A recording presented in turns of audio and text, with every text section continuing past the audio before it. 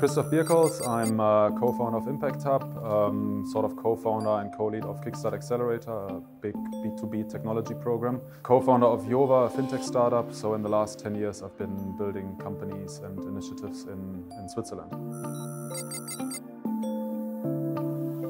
So Switzerland is considered innovative for kind of two reasons. One is maybe more the kind of statistical reason, if you think of the patents coming out, if you look at all the rankings. But I think that is almost just one side of the story, and the more exciting side of the story. The other side is around the talent and the opportunities that come from here, from the country. So you have super strong scientific institutions where a lot of talent is coming out in terms of science and a lot of innovations coming out. But now more and more you also have the entrepreneurial talent that bridges the gap between kind of the science and the execution. And I think this is maybe what's hidden sometimes behind rankings or so. You don't see it, but it's actually the more exciting reason for it.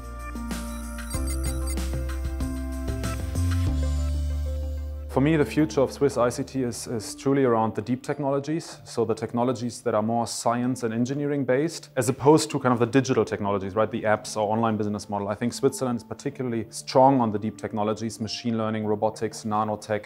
All these will definitely be the next big wave of technology, and I think Switzerland has a strong role to play in it.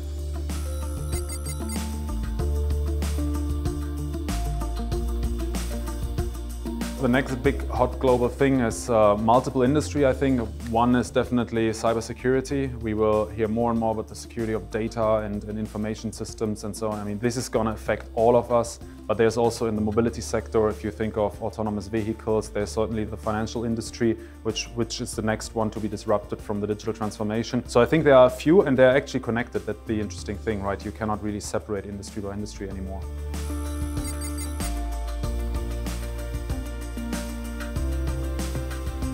So I think Switzerland should position itself really around those deep technologies because of the positioning that we have already, like the strengths and the assets that we have in the country. But also, I mean, as a small country, we are not a big consumer marketers. We will be specialized in terms of specialized science, specialized talents. And I think betting on this makes total sense for Switzerland.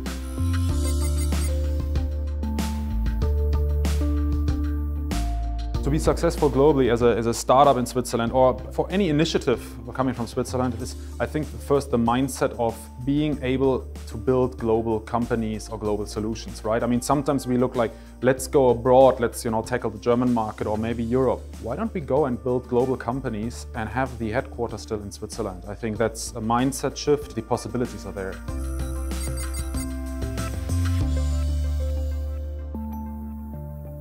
So I was most impressed about basically the diversity covering three of the really important areas of development when it comes to the next technology wave, right? We have on one side more machine learning, the algorithm startup or initiative, then we have the drones and the autonomous systems, autonomous mobility application, and then we have finance and fintech, right, and sustainable finance. So I think all these topics, so the jury, I don't know them, they did a very good job to bring together those three areas, I think.